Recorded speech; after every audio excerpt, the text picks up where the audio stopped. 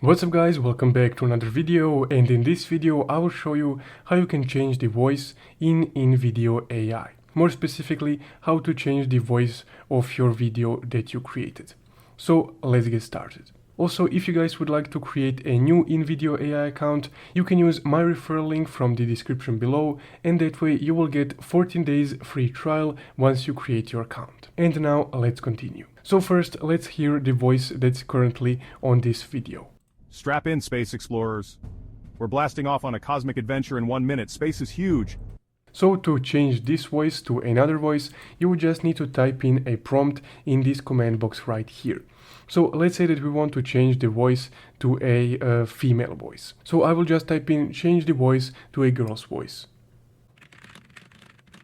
And you would just need to wait a few moments for Invideo AI to process your request.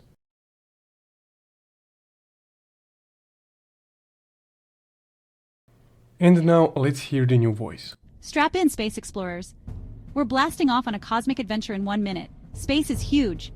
So as you can hear, the voice is now changed. So that's guys how you can change the voice of your video in Invideo AI. If you found this video helpful, don't forget to leave a like and subscribe. Thank you for watching.